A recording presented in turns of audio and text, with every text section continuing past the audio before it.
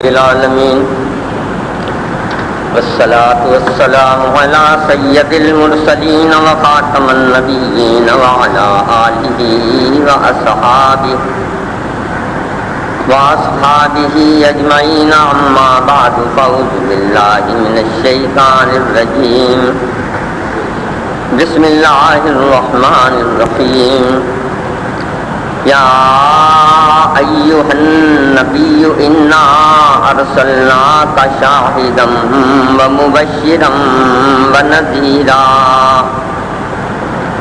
وداعيا إلى الله بإذنه وسراجا منيرا صدق اللہ مولانا العظیم. عزیزان گرامی، بزرگان محترم بہنوں، اللہ تعالیٰ کا انعام و کرم ہے کہ ہم نبی صلی اللہ علیہ وسلم کی سیرت طیبہ پر اس سے پہلے انہی آیات کی روشنی میں جو سورۃ الاحزاب کی آیت نمبر 45 اور 46 ہے، دو حصوں میں گفتگو کر چکے ہیں.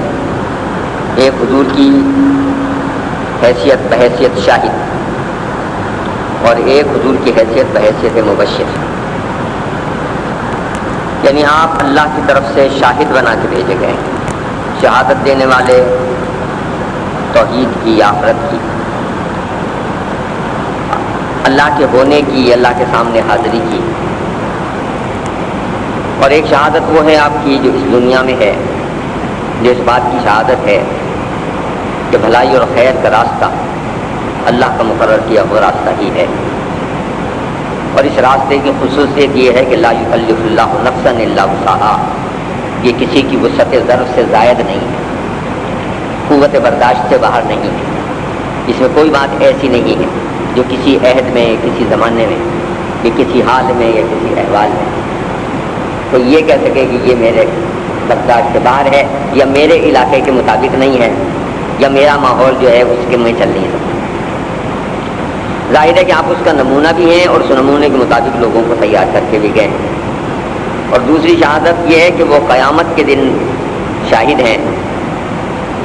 اور اللہ تعالیٰ سورہ نساء میں ارشاد فرماتے ہیں کہ جب ہم اس دن تمہارا کیا حال ہوگا جب ہم ہر امت سے ایک گواہ اٹھائیں گے. تو وہ جو ہر امت کا گواہ اٹھے گا وہ اس امت کا رسول ہی تو ہوگا نا، جس کے ذریعے اللہ نے شہادت دی ہے اپنے ہونے کی، اپنے نظام کے برحق ہونے کی. اور پھر اسی آیت کے اختتام پر کہا اور ان سب گواہوں پر محمد صلی اللہ علیہ وسلم آپ کو گواہ بنائیں اٹھائیں گے. یعنی سرکار دو عالم صلی اللہ علیہ وسلم کی شہادت تو ساری عالم انسانیت پر شہادت ہے، سارے بنی آدم پر شہادت ہے. تو اس کی تفصیلات ہم بیان کر چکے ہیں. پھر یہ کہ آپ مبشر ہیں، خوشخبری سنانے والے ہیں. خوشخبری ہر نصیحت کار سناتا ہے، ہر نصیحت کرنے والا خوشخبری سناتا ہے کہ مان لو کہ تمہارا بھلا ہوگا، اللہ تمہارے سے راضی ہو جائے گا. لیکن جو نصیحت کار بھی ہے، ناصح ہے، واعظ ہے، درس دینے والا ہے، بلانے والا ہے خدا کی طرف، اس کی بات کا وہ وزن نہیں ہے کہ جو وزن اس مبشر کی بات کا ہے جو خود بشارت دینے نہیں اٹھا، بلکہ اللہ نے معمور کیا ہے اسے بشارت کر. یعنی وہ خدا کا بااختیار نمائندہ بشارت ہے اور اس کی پشت پر ایک قوت اقتدار ہے کہ جو بات میں کہہ رہا ہوں یہ میں نہیں کہہ رہا ہوں، یہ وہ کہہ رہا ہے جو خالق کائنات، یہ وہ کہہ رہا ہے جو سلطنت عالم کا بادشاہ ہے. لہو ملک السماوات والارض، آسمانوں اور زمینوں میں جو کچھ ہے وہ اسی کی ملکیت ہے، وہ اس کا مالک ہے، بادشاہ ہے اس کا. اور یہ ساری سلطنت بیدہ الملک اس کے اپنے ہاتھ میں ہے، مٹھی میں ہے، یعنی اس کے قبضہ اختیار سے باہر نہیں ہے. تو جو خوشخبری میں تمہیں دے رہا ہوں کہ اللہ کی بات ماننے پر یہ انعام ملیں گے، تو دنیا میں کوئی ایسی طاقت نہیں ہے ماورا کہ جو ان انعامات کو ملنے کو روک دے. تم کام ٹھیک کر کے آؤ اللہ کی مرضی کے مطابق، تو یہ کسی کے بس میں نہیں ہے کہ وہ تمہارے انعام میں کٹوتی کرا دے، اس میں سے کچھ نکلوا دے، اس میں کچھ غبن کر لے، اس میں وہ اپنا حصہ لگا لے، جو تمہیں ملنے والا ہے وہ تمہیں ملے گا. یعنی یہ مبشر ایسا مبشر ہے. تو آج ہم گفتگو کریں گے انشاءاللہ حضور اکرم صلی اللہ علیہ وسلم کی حیثیت نذیر پر، کہ انذار جو ہے، ڈرانا، یہ بھی سرکار کی ذمہ داری ہے. اور اللہ نے آپ کو ڈرانے والا بنا کے بھیجا ہے، جس طرح اللہ نے آپ کو خوشخبری دینے والا بنا کے بھیجا. اور یہ سورہ احزاب تو بہت بعد کے زمانے میں نازل ہوئی، جس میں حضور کا یہ مقام بیان کیا ہے کہ جب نذیرہ، آپ ڈرانے والے ہیں، انجام بد سے باخبر کرنے والے ہیں. کہ خدا کی بات نہیں مانو گے تو پھر خدا کی پکڑ سے تمہیں کوئی بچا نہیں سکتا. اور ایک مفہوم اس میں یہ بھی نکلتا ہے کہ عام آدمی جب ڈراتا ہے تو صرف تجربے اور مشاہدے کی بنیاد پر یہ سنی سنائی کی بات کرتا ہے کہ بھائی ایسا کرو گے تو ایسا ہو جائے گا، لیکن اس کی بات میں وہ وزن نہیں ہے جو وزن اس مبشر اس نذیر کی بات میں ہے کہ جو اللہ کی طرف سے مقرر کیا گیا ہے. اور اس نذیر کی بات کا وزن یہ ہے کہ وہ حکم ہے. دراصل عام ڈرانے والے کی بات سے کوئی چیز نہ حلال ہوتی ہے نہ حرام ہوتی ہے، لیکن یہ وہ ڈرانے والا ہے کہ جو جس چیز سے ڈرا دے کہ یہ نہیں کرنا تو وہ حرام ہو گئی. جس طرح وہ جس چیز کی خوشخبری سنا دے وہ حلال ہو گئی، یا وہ عبادت ہو گئی یا وہ فرض ہو گئی یا وہ واجب ہو گئی یا وہ مستحب ہو گئی یا وہ سنت ہو گئی. یہ تو اس کے بشارت کی کیفیت ہے. اور انذار کی کیفیت اس کے یہ ہے کہ جس چیز سے وہ ڈرا دے تو آپ سمجھ لیں وہ پھر حرام ہو گئی، پھر وہ مکروہ تنزیہی ہو گئی، وہ پھر ناپاک ہو گئی، وہ ناقابل اجتناب وہ ایسی ہو گئی کہ اس کی طرف توجہ ہی نہیں کی جا سکتی. تو یہ ایسا ہے. تو بعد میں عرض کر رہا تھا کہ سورہ احزاب اور دوسرے مقامات جہاں جہاں نبی صلی اللہ علیہ وسلم کو نذیر فرمایا گیا، مثلا سورہ الفرقان ہے، اس کی ابتدائی آیت میں خود حضور کو بھی نذیر کہا اور قرآن کو بھی نذیر کہا. تبارک الذی نزل الفرقان علی عبدہ لیکون للعالمین نذیرا. بڑا ہی بابرکت ہے وہ جس نے اپنے بندے پر فرقان اتارا ہے، جو حق کو باطل سے جدا کرنے والا ہے. وہ اس کی برکتوں کا کیا حالہ ہے کہ وہ سارے عالموں کو پال رہا ہے، اور جو چیز بھی ہے وہ اسی کے پالنے سے پل رہی ہے، اسی کے بڑھانے سے بڑھ رہی ہے، ہر ایک کو اس کا حصہ مل رہا ہے. یہ سب کچھ اسی کے اختیار میں ہے. تو لہٰذا وہ جو ہے اس نے اپنے بندے پر وہ کسوٹی اتار دی ہے جو حق کو جدا کر دیتی ہے باطل سے. اور یہ اس لیے ہے کہ لیکون للعالمین نذیرا، تو وہ سارے عالموں کے لیے ڈرانے والا ہو. تو یہاں اس نذیر کے مفہوم میں دونوں شامل ہیں، قرآن بھی نذیر ہے اور محمد صلی اللہ علیہ وسلم بھی نذیر ہے. تو قرآن بھی احکامات کی صورت میں کیا کرتا ہے کہ ان راستوں کی نشاندہی کرتا ہے جن پر چل کے عذاب کا شکار ہوگا آدمی، جن پر چل کے نقصان اٹھائے گا آدمی اور خدا کا ناپسندیدہ ہو جائے گا. مثلا اللہ کو فساد پسند نہیں، ان اللہ لا یحب الفساد، اللہ فساد کو پسند نہیں کرتا. ان اللہ لا یحب المفسدین، اللہ فساد کرنے والوں کو پسند نہیں کرتا. اب یہ اس نے ڈرا دیا فساد سے کہ فساد نہیں کرنا. ولا تعثوا فی الارض مفسدین، زمین پر فساد برپا کرتے نہ پھرو. زمین پر اتنا انگیزیاں کرتے اور فساد برپا کرتے نہ پھرو، کیونکہ اللہ تعالیٰ کو ان اللہ لا یحب المفسدین، مفسدین تو اللہ کو پسند ہی نہیں. یہ چکنی چپڑی باتیں بنانے والے بھی اللہ کو پسند نہیں. وَمِنَ النَّاسِ مَن يُعْجِبُكَ قَوْلُهُ فِي الْحَيَاةِ الدُّنْيَا وَيُشْهِدُ اللَّهُ عَلَى مَا فِي قَلْبِهِ وَهُوَ لَذُّ الْخِصَامِ. کچھ لوگ ایسے ہیں کہ ان کی باتیں دنیا کی زندگی میں تمہیں بڑی اچھی لگتی ہیں، بڑی چکنی چپڑی باتیں بناتے ہیں. اب آپ دیکھیں قرآن بالکل تصویر کھینچ رہا ہے. اس تصویر میں آپ نقوش ملاتے جائیں تو نقش بنقش، چہرہ بے چہرہ ایک ایک چیز جو ہے آپ کو ملتی چلی جائے گی اور آپ خود پن پوائنٹ کر دیں گے کہ یہ فلاں آدمی کا ذکر ہے. اور کیونکہ قرآن مجید قیامت تک کے لیے نذیر ہے اور محمد صلی اللہ علیہ وسلم قیامت تک کے لیے نذیر ہے، تو لہٰذا یہ ضروری نہیں کہ کل ابو جہل اگر فسادی تھا تو ابو لہب اگر فسادی تھا، عبداللہ ابن ابی فسادی تھا تو بس وہ فسادی وہیں ختم ہو گئے.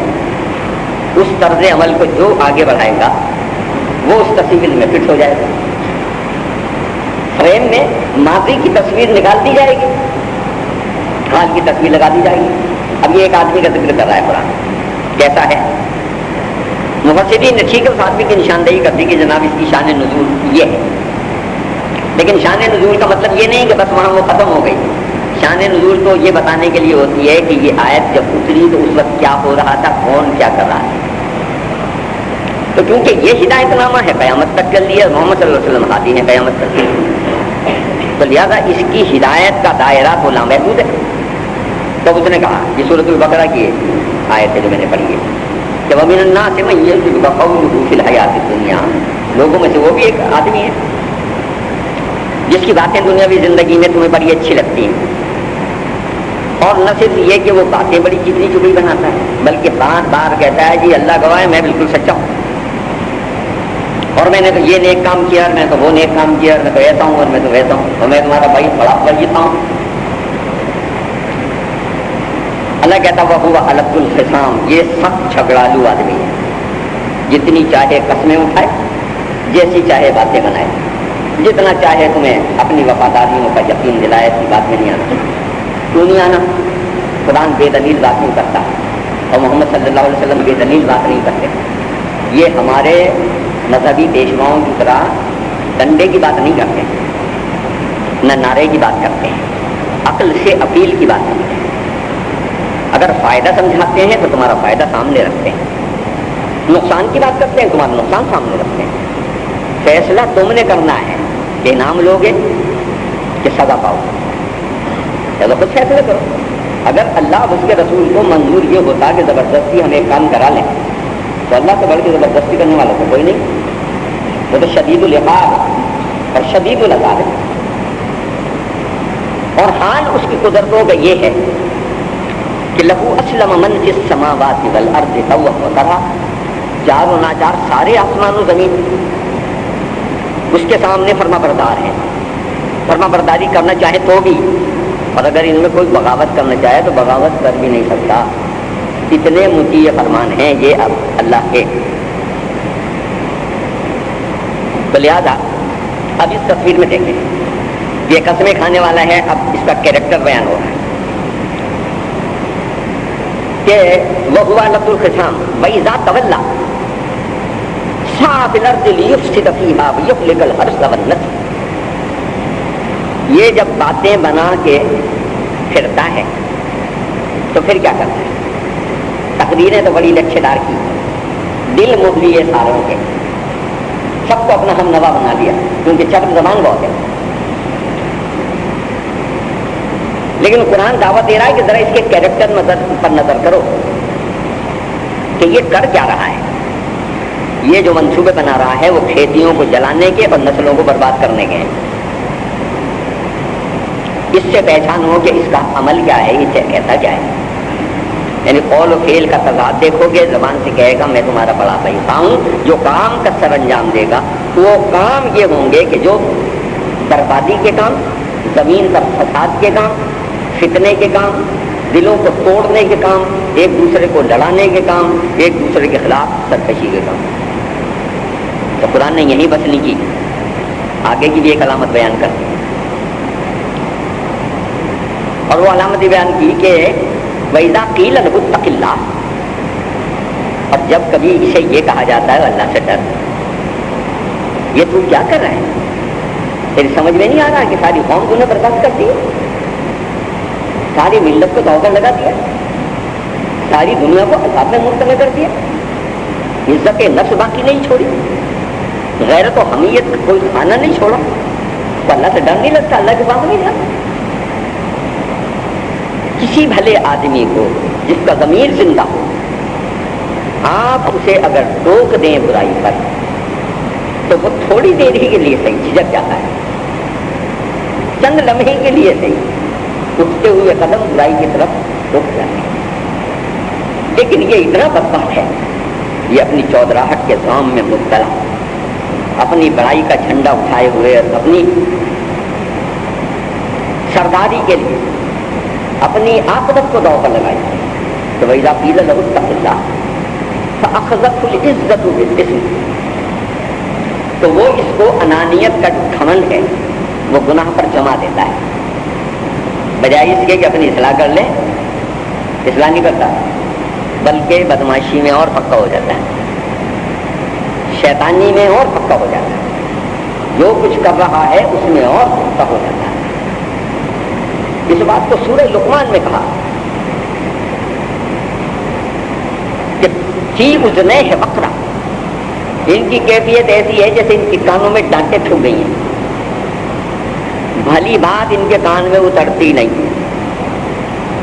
جیسے یہود کہتے تھے۔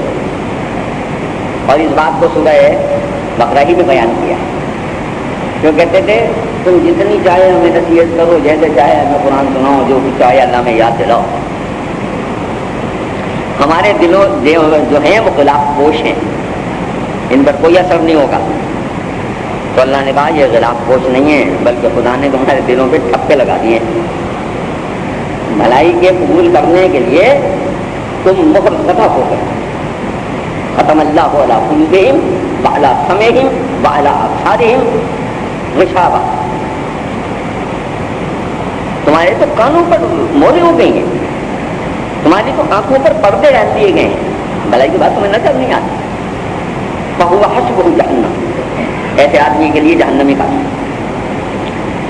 اب آپ دیکھیں کہ بات ہو رہی تھی نذیر کی، تو یہ سارا انذار ہے، ڈرانا ہے۔ وہیں ایک تصویر اور بھی کھینچی ہے قرآن نے سورۃ البقرہ کہ ایک آدمی تو یہ ہے، دوسرا آدمی دیکھو، یعنی دو کیریکٹر بیان ہو رہے ہیں۔ ایک کیریکٹر یہ ہے، یہ ابو جہل کا کیریکٹر ہے، یہ ابو لہب کا کیریکٹر ہے، یہ ابی بن کعب کا کیریکٹر ہے، یہ ان تمام دنیا پرست لوگوں کے کیریکٹر ہیں جو صرف اپنی چودراہتوں کے لیے جیتے ہیں، اپنی بڑائیوں کے لیے سب کچھ کرتے ہیں۔ حالانکہ ان بڑائیوں کا حال یہ ہے کہ کسی کو نہیں پتا کب کس کی ہوا نکل جائے اور کب کس کا وقت پورا ہو جائے۔ کل شاید کچھ ہو آ کے بھائی بندہ بیمار ہو کے مرتا ہے تو آثار پیدا ہوتے ہیں، وہ بخار ہوا، وہ پیٹ درد ہوا، وہ جگر خراب ہوا، تو 6 مہینے بستر پر بھیڑیاں رگڑی، تو لوگ کی تیمارداری کو آئے، پوچھنے پاچھنے آئے، آہستہ آہستہ کر کے پتہ لگایا اور بہت ہی حالت خراب ہے، تو 6 مہینے میں مر گئے۔ اب تو حال یہ ہوتا ہے کہ ظہر میں آپ کے ساتھ ہیں، رسم جنازے کے لیے تیاری ہو رہی۔ اب تو موت کا معاملہ بالکل عجیب و غریب ہو گیا کہ ساتھ بیٹھا ہوا کب چلا جائے گا۔ پہلے بھی کسی کو پتا تھا، لیکن اس موت سے نبی صلی اللہ علیہ وسلم نے پناہ مانگی ہے، یہ جو اچانک موت ہے۔ آپ کے عیدین کی ایک دعا ہے جو طبرانی میں بیان کی، اس میں جہاں اور باتیں مانگی آپ نے، ان میں ایک بات یہ بھی مانگی کہ اللہ ہمیں اچانک نہ پکڑ لیجیے، اللہ ہمیں اچانک موت نہ دیجیے کہ ہم وصیت بھی نہ کر سکیں، توبہ بھی نہ کر سکیں، یعنی اس سے پناہ مانگی آپ نے۔ تو آج وہ کیفیت بڑی عام ہے، اور اس سے اس کا بھی اندازہ کریں کہ وصیت کی کتنی بڑی اہمیت ہے کہ نبی صلی اللہ علیہ وسلم اپنی عید کی نمازوں میں وصیت کے لیے دعا کرتے ہیں کہ اللہ ہمیں وصیت کی مہلت ضرور دے دیجیے گا اور اچانک ہمیں موت نہ دیجیے گا۔ ظاہر ہے تو آپ کے اختیار میں جب چاہے دے دیں، جیسے چاہے دے دیں، لیکن اچانک موت سے۔ تو عرض کرنے کا مدعا یہ کہ یہ سارا کچھ جو ہو رہا ہے کہ ڈرانے والے کا ڈراوا، اس کان سنتے ہیں اس کان اڑا لیتے ہیں۔ اب آئیے، جیسے میں نے عرض کیا تھا کہ سورۃ الاحزاب میں نبی صلی اللہ علیہ وسلم نذیر کہا، سب سے پہلی احکامی وحی جو قرآن مجید میں نازل ہوئی، یہ سورہ احزاب تو مدینہ منورہ میں جا کے نازل ہوئی، یعنی یہ تو دور معاشرت کی جو سورہ مبارکہ ہے، اور کافی مدت بعد اللہ تعالیٰ نے اسے اتارا۔ لیکن جس کی طرف میں آپ کو متوجہ کرنے لگا ہوں وہ سب سے پہلی احکامی وحی ہے. سب سے پہلی وحی تو ہے سورہ علق کی 5 ابتدائی آیتیں، لیکن ان میں کوئی احکامات نہیں، بلکہ ان میں صرف ایک تعارف کرا کے چھوڑ دیا ہے بس. اقرأ باسم ربک الذی خلق خلق الانسان من علق اقرأ وربک الاکرم الذی علم بالقلم علم الانسان ما لم یعلم. یہ 5 ابتدائی آیتیں ہیں، بس یہ پہلی نازل ہوئی. اس کے بعد پھر کافی عرصے تک ابھی کوئی وحی نہ ہے، اور ان میں کوئی حکم نہیں ہے. اس میں ایک تعارف ہے اللہ کا، ایک تعارف ہے انسان کا، ایک تعارف ہے انسانی کیفیت کا، ایک تعارف ہے اس انعام کا جو اللہ کی طرف سے انسان پر ہوا. یہ باتیں ہیں، یہ مضامین ہیں اس کتاب کے ساتھ کہ پڑھیے، اپنے اس رب کے نام سے پڑھیے. اقرأ باسم ربک الذی خلق، جس نے پیدا کیا. جو ہے یہ تعارف ہو رہا ہے. اللہ کون؟ جس نے پیدا کیا، بڑا عزت والا. کس کا رب ہے؟ تو مخاطب کون ہے پہلا؟ محمد رسول اللہ صلی اللہ علیہ وسلم. رب کے کا آپ پڑھیے محمد صلی اللہ علیہ وسلم. یہ کہا کے معنی ہے تو، تیرا، تجھے. تو اب اس کا ترجمہ کیونکہ ہمارے یہاں تو کا لفظ ہے موظف نہیں سمجھے جاتا، ہم بڑوں کے لیے استعمال نہیں کرتے، تو آپ ترجمہ کرتے ہیں آپ پڑھیے. اقرأ آپ پڑھیے، حضور سے کہا جا رہا ہے. اب سب سے پہلی جو احکامی آیتیں ہیں وہ سورۃ المدثر کی ابتدائی 7 آیتیں ہیں جو یا ایھا المدثر سے شروع ہو رہی ہیں. وہاں بھی نبی صلی اللہ علیہ وسلم کی جس حیثیت طیبہ کا سب سے پہلے ذکر کیا گیا ہے وہ آپ کا نذیر ہونا ہے. قم فانذر، اٹھیے اور ڈرائیے انہیں. وربک فکبر، اور اپنے رب کی بڑائی بیان کیجیے. وثیابک فطہر، اپنے کپڑے پاک صاف رکھیے. والرجز فاہجر، گندگی سے بچ کے رہیے. ولا تمنن تستکثر، احسان اس لیے نہ کیجیے کہ آپ نے کچھ وصول کرنا ہے.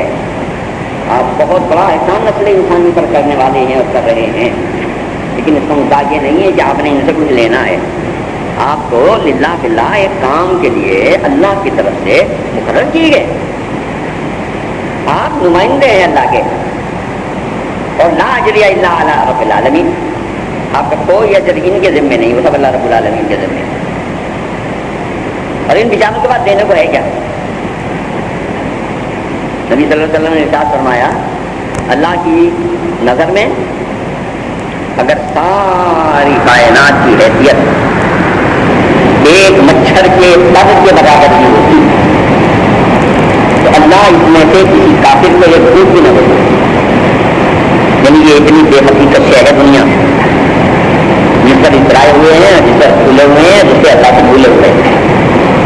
یہ سب بھی مل جائے نا تو یہ اس کے ہاں سے ملنے والے انعام کے مقابلے پر مچھر کے پر کے برابر نہیں. ذالک متاع الحیات الدنیا، یہ سارا دنیاوی مال و اسباب ہے، متاع دنیا ہے. متاع دنیا الا قلیل، اور دنیا کا سارا ساز و سامان جو ہے بہت تھوڑا ہے. سب کچھ اکٹھا کر لو یار، چلو تم سارا ہی لے لو. پاکستان کی بات چھوڑو، 7 بڑے آدم تمہیں دیے، برتو گے کتنا؟ تمہیں لیٹنے کے لیے 7 فٹ کی جگہ چاہیے، اور تمہیں بیٹھنے کے لیے 3 فٹ کی جگہ چاہیے، اور تمہیں پیٹ بھرنے کے لیے 2 روٹیاں چاہیے. اس کے سوا اور کیا چاہیے؟ 2 گلاس پانی پی لو، بس اتنا ہی پی سکتے ہو. مٹکا بھی تمہارے سامنے رکھ دیں تو پیٹ پھٹ جائے گا. 2 گلاس سے زیادہ نہیں پی سکتے، اور 2 روٹیوں سے زیادہ نہیں کھا سکتے. اور وہ بھی جب ہم چاہیں تو کھاؤ، جب ہم نہ چاہیں تو نہ کھاؤ. بس نعمتوں کے دسترخوان بچھائے بیٹھے رہو. دولت ہوگی ہم پھل لگائے بیٹھے رہو. 50 کمروں کے مکانوں میں رہنے والوں، ہم نے تمہاری نیندیں سلب کر لی ہیں. تم ذرا سو کے تو دکھاؤ. تم بڑی بڑی پاورفل نیند کی دوائیں کھاتے ہو اور صبح کو آ کے ڈاکٹر سے کہتے ہو نیند نہیں آ رہی، نہیں آتی. وہ دواؤں کے دوائیں بڑھا کے تھک جاتا ہے، ٹیکوں تک نوبت آ جاتی ہے، بیٹاڈین کے ٹیکے تک لگا دیتا ہے، بے ہوشی کے ٹیکے لگا دیتا ہے، نیند میں۔ جب وہ نیند سلب کر لیں تو محل میں نہیں آتی۔ میں کبھی گزر رہا تھا، یہ جو انڈر پاس بنا ہے وہاں سے، تو میں نے ایک شخص کو دیکھا، وہ غالباً یہ جو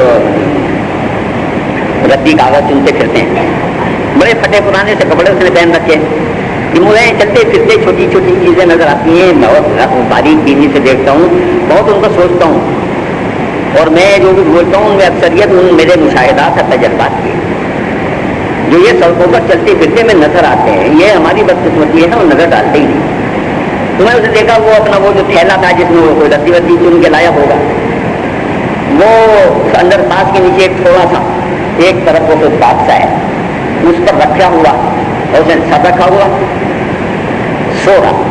مجھے اتنا مزہ آیا، سو تو ہو رہا تھا، اور ایک عجیب سی تسکین مجھے اپنے اندر محسوس ہوئی۔ میں اللہ، یہ نیند کی نعمت آپ نے کس کو اس وقت بات کے دے رکھی ہے، اس کے بعد تکیہ نہیں ہے، سڑے ہوئے کاغذ اس کے سر کے نیچے رکھے ہیں، سخت پتھر کی زمین پر ٹائلوں کے اوپر یہ لیٹا ہوا ہے، اور اس کو ایسی نیند آ رہی ہے کہ جو بادشاہ سلامت کو محل میں نہیں آتی، اس سمور پر نہیں آتی، اس مخمل پر نہیں آتی، اس قوم کے گدے پر نہیں آتی، مانی آتی۔ حضرت علامہ نظامی گنجوی رحمۃ اللہ علیہ نے ایک دیوانے کا ذکر کیا، بات یاد آ گئی دوست پر، اور اسے فارسی قطعے میں نظم کیا ہے، اور اس سارے قطعے کا مفہوم بجائے کہ میں پوری نظم سناؤں، وقت ضائع کروں، بات سے اتنی سناتا ہوں جتنا فائدے کی بات ہے۔ انہوں نے کہا کہ رے شہر میں ایک دیوانہ رہتا تھا۔ رے ایک بڑا عالمانہ شہر ہے، جہاں سے امام فخر الدین رازی، امام ابو بکر زکریا رازی، وہ رازی اسی لیے کہلاتے ہیں کہ رے کے رہنے والے ہیں۔ تو انہوں نے کہا در حدود رے یکے دیوانہ دور، رے کی حدود میں ایک دیوانہ رہتا تھا، سالوں ماہ کر دی بتاتے وہ سالوں سال شہروں میں پھرتا رہتا تھا، سال میں ایک آدھ بار کبھی شہر آ جاتا تھا۔ تو ایک دفعہ وہ شہر میں آیا تو اور سخت سردی پڑ رہی تھی، اور کوئی سخت ٹھکانے کا ٹھکانا نہیں تھا، نہ کوئی بستر تھا، نہ کوئی تکیہ تھا، نہ کوئی کمبل تھا، نہ کوئی لحاظ تھا۔ جب رات کو بہت زیادہ سردی پہ لگی تو ایک تنور والے کے تنور پر جو تنور بند کر کے چلا گیا تھا اس پر لیٹ گیا، بس ہو گیا، اور بڑے مزے سے بغیر لحاظ بغیر بستر کے تنور پر رات بھر سوتا تھا۔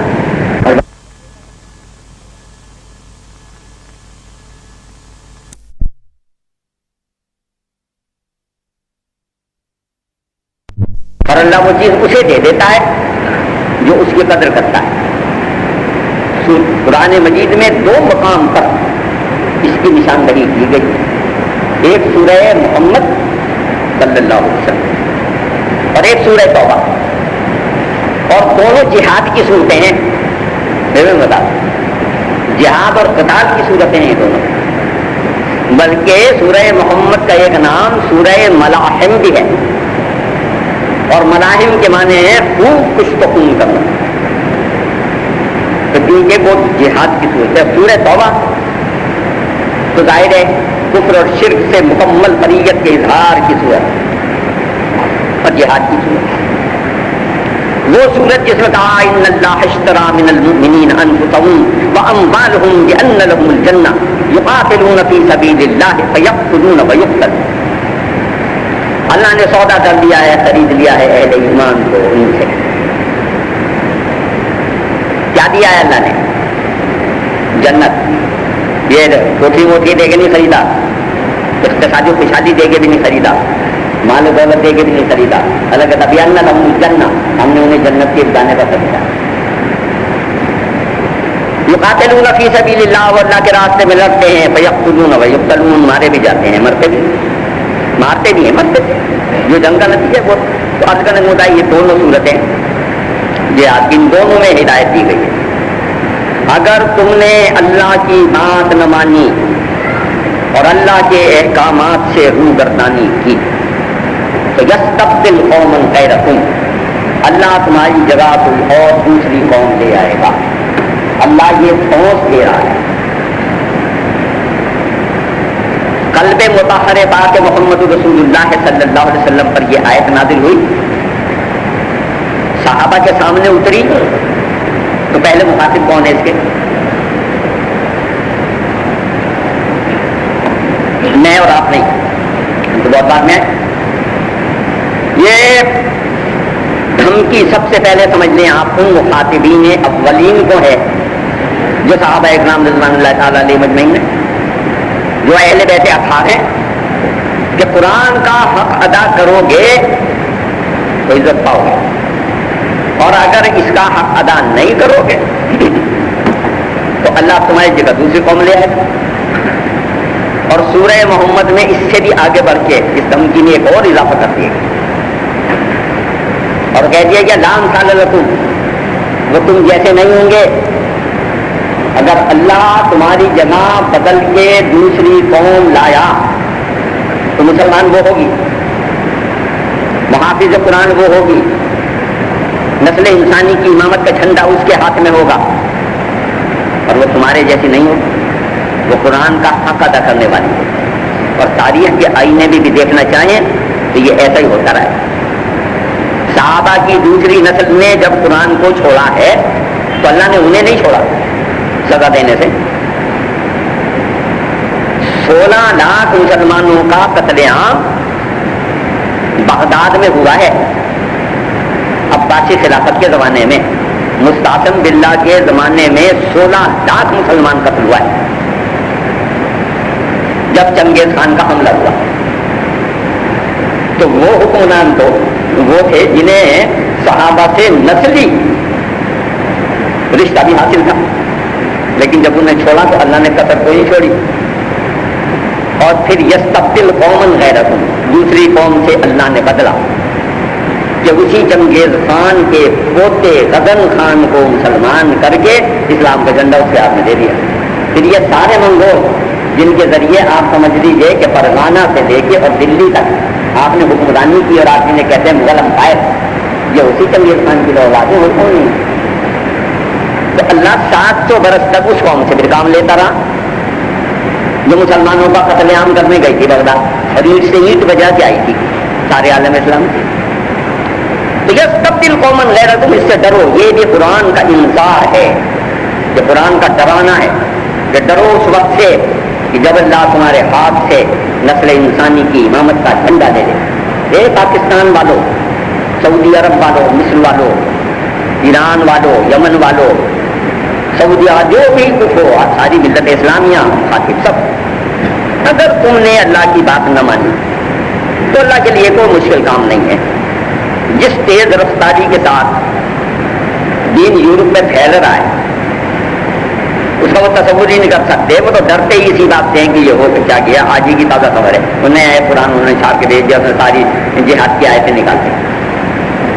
یہ کام بھی وہ صدیوں سے کر رہے ہیں، غریب وہ ہیں پاگل، اس لیے کہ قرآن میں سے کیا نکالیں گے؟ قرآن کو اس قوم کے سینوں میں اللہ نے محفوظ کر دیا، نمازوں میں سمو دیا، زندگی میں بسا دیا۔ جو برے سے برا مسلمان ہے اس کو بھی الحمدللہ تو یاد ہے، بسم اللہ کو جانتا ہے، تو لوگ اللہ تو پڑھتا ہی ہے، کچھ اور اسے آتا ہو کہ نہ آتا ہو۔ تو یہ تو کتاب میں اتنا لکھا ہوا نہیں ہے جتنا سینے میں لکھا ہوا ہے، اور اسی لیے اللہ نے اس کی ضمانت لی ہے، اس کی فکر نہ کرنا کہ اس کو کوئی ختم کر سکتا ہے یا اس میں کوئی تحریف کر سکتا ہے۔ اللہ نے وہ طریقہ ہی نہیں رکھا تحریف کا۔ تحریف ہوتی تھی جب لکھی ہوئی، حضرت موسیٰ کو تو لکھی ہوئی کتاب دی تھی اللہ نے، ہمارے نبی کو لکھی ہوئی کتاب تو نہیں دی۔ الواح تورات اللہ نے طور پر بلا کے حضرت موسیٰ کو دی تھی، اور اس کا سارا قصہ قرآن میں بیان ہوا ہے۔ میں کوئی تاریخ نہیں بیان کرتا، آپ کو پتا ہے کہ قرآن سے باہر کی گفتگو نہیں کرتا۔ تو عرض کرنے کا مدعا یہ ہے کہ نبی صلی اللہ علیہ وسلم بھی ڈرانے والے، تو پہلی وحی نازل کی حضور پر کہ آپ نے کرنا کیا ہے؟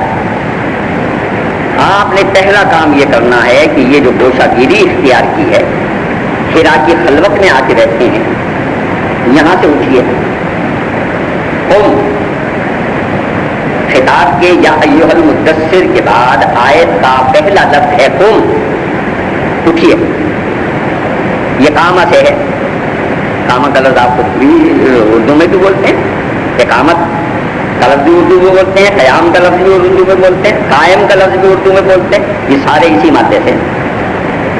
تم رک جاؤ، کھڑے ہو جاؤ۔ کیا کریں جی کھڑے ہو کے؟ انذر، ڈرائیے لوگوں کو، انہیں پتہ نہیں کل کیا پیش آنے والا ہے ان کے ساتھ۔ اللہ کی بات نہیں مانیں گے تو ان کا انجام کیا ہوگا، اس دنیا میں کیا ہوگا اور آخرت میں کیا ہوگا۔ آپ یہ ساری بات بتانے آئے ہیں، اور جو بات میں ابتدا میں کہہ چکا ہوں وہی بات پھر دوہرائے دیتا ہوں کہ ایک عام آدمی کا یہ کہنا کہ میاں میری بات نہیں مانو گے تو بڑی تکلیف اٹھاؤ گے، یہ محض ایک تجربے کار آدمی کا تجربہ ہے، جو دو لفظوں میں وہ بیان کرتا ہے، درست بھی ہو سکتا ہے، غلط بھی ہو سکتا ہے۔ یہ ہو سکتا ہے حالات بدل جائیں اور جو تجربہ غلط اسے پیش آیا تو وہ آپ کو نہ پیش آئے، لیکن یہ جو ڈرانے والا ڈرا رہا ہے جس کا نام محمد رسول اللہ صلی اللہ علیہ وسلم، اور یہ جو ڈراوا پہنچا رہا ہے جس کا نام القرآن ہے، یہ کیونکہ نہ خود ڈرانے والے ہیں نہ خود ڈر پہنچا رہے ہیں، بلکہ اللہ کی طرف سے ڈرانے کا فریضہ انجام دینے کے لیے مقرر کیے گئے ہیں۔ لیکون للعالمین نذیرا، تاکہ سارے عالم والوں کے لیے، سارے عالموں کے لیے ڈرانے والے ہوں۔ تو لہٰذا ان کا ڈرانا عام آدمی کا ڈرانا نہیں ہے، ان کا ڈرانا ایسا ہے کہ جس چیز سے انہوں نے ڈرا دیا، اگر تم نے اس کو کیا تو اس کی سزا سے بچ نہیں سکتے، کوئی نہیں بچا سکتا، ساری دنیا مل کے نہیں بچا سکتی۔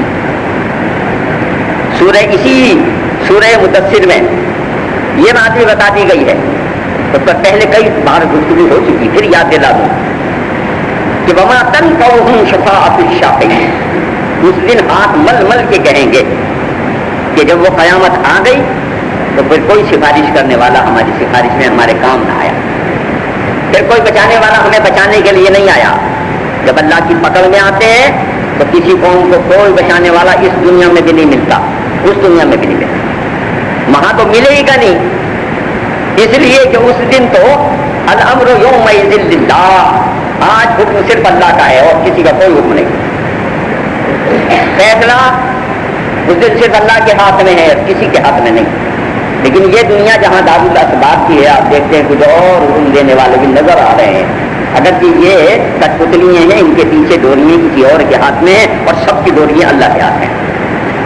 لہذا بنیادی بات ہے کہ وہاں تو ہے ہی نہیں کوئی بچانے والا، لیکن جس دن اللہ کی پکڑ یہاں آتی ہے تو یہاں بھی پھر کوئی بچانے والا نہیں۔ تو وہ نذیر بن کے آئے، انہوں نے ایک ایک بات بتا دی، دیکھو نماز نہیں پڑھو گے تو کوئی بخشوانے نہیں آئے گا، تمہارے ابا کی نمازیں تمہارے کام نہیں آئیں گی، تمہاری اماں کی دعائیں تمہارے کام نہیں آئیں گی، روزہ نہیں رکھو گے تو خدا کے عذاب سے کوئی چھڑا نہیں سکتا۔ یہ تو عبادات کا معاملہ جس کی طرف ہم کچھ نہ کچھ راغب رہتے ہیں، لیکن جس کی طرف سے ہم بالکل غافل ہو گئے ہیں، وہ پیغام پہنچا کے میں بات سمیٹ رہا ہوں۔ یہ اللہ کے حلال دیے ہوئے مال کو حرام راستوں پر اڑا کے تم سمجھتے ہو خدا کی پکڑ سے محفوظ رہ جاؤ، تم 50,000 ہزار روپے کی آتش بازیاں شادیوں پر چھڑا کے اللہ کے عذاب کو دعوت نہیں دے رہے۔ ایک طرف بھوک کا حال یہ کہ لوگ بھوک کے ہاتھوں اپنے بچے ذبح کر لیں، اور روز تم اخباروں میں خبریں پڑھو کہ 2 لڑکیوں نے DDT کی لی، یہ آج ہی کی خبر ہے، اس لیے کہ ابا کے پاس کھلانے پلانے کو کچھ نہیں تھا، زبردستی محلے والوں نے ہسپتال داخل کیا، جناب بچا لی گئیں۔ اب انہیں ایک اور مقدمے سے سابقہ پیش آئے گا، اقدام میں خودکشی کا مقدمہ، یعنی وہ سمجھ لیجئے کہ ایک اور مصیبت ان کے گلے آ گئی۔ لیکن یہ خودکشی کیوں؟ میں کسی حکومت کی کوئی بات نہیں کرتا، وہ اپنا جواب دیں گے، میرے مخاطب آپ سے میں آپ سے بات کرتا ہوں۔ یہ خودکشی کرنے والے اس لیے خودکشی کر رہے ہیں کہ آپ مال کے ڈھیر پہ بیٹھے ہیں، آپ وسائل کے انبار پہ بیٹھے ہیں، آپ نے روٹیوں کے کمرے بھر کے بند کر رکھے، کس لیے بند کر رکھے؟ یہ چھوڑ کے چلے جاؤ، کچھ بات نہیں۔ یہ آس پاس کے بھوکے تمہیں نظر کیوں نہیں آتے؟ پوچھا نبی صلی اللہ علیہ وسلم ای الاسلام خیر، سب سے اچھا اسلام کون سا؟ سادہ سے دیہاتی تھا، ان کا سب سے اچھا اسلام کون سا؟ یہ 10 اسلام، یہ مطلب نہیں، مطلب یہ کہ اسلام کی کون سی خوبی سب سے اچھی؟ کہا تو کریو السلام بتوتی متام، سب سے اچھا اسلام یہ ہے کہ سلام کرو، یعنی پیار محبت پھیلاؤ، اور سب سے اچھا اسلام یہ ہے کہ روٹی کھلاؤ، بھوکے کو روٹی کھلاؤ، یہ سب سے بڑا اسلام ہے۔ یہ نہیں ہو رہا، ولیموں کی دعوتوں پر لاکھوں روپے کے خرچ ہو رہے ہیں، 17 17 18 22 کھانے دیے جا رہے ہیں۔ پہلے تو یہ گھر میں پکتا تھا تو محلے کے کسی غریب غربا کی نظر بھی ہو جاتا تھا، اب 500 روپے فی کس کا سرینا ہوٹل میں جا کے آپ ولیمہ کر دیتے، وہاں سے ایک چاول بھی کسی کے حصے میں نہیں آتا، غریب آدمی تک تو پہنچتا ہی نہیں۔ تو آپ سمجھ لیجیے وہ ساری محفلیں لعنتی محفلیں ہیں جن کے لیے نبی صلی اللہ علیہ وسلم ڈرانے والے نذیر نے کہہ دیا ایسی ہر محفل لعنتی ہے۔ ولیمے کی بات کی ہے حضور نے، ایسی ہر محفل لعنتی ہے جس میں امیر کھا رہے ہو اور غریب نہ ہو۔ تو اب کسی کے پاس ٹیکسی ہو کار ہو تو جائے سرینا ہوٹل، ورنہ ڈھوک کھپا سے جائے کیسے سرینا ہوٹل، اور ٹنج بھاٹا سے جائے کیسے سرینا ہوٹل؟ پہلے اس کے پاس 600 روپے ہوں وہاں تک جانے کے لیے، تب وہ جائے اور آپ کا کھانا کھا کے آئے۔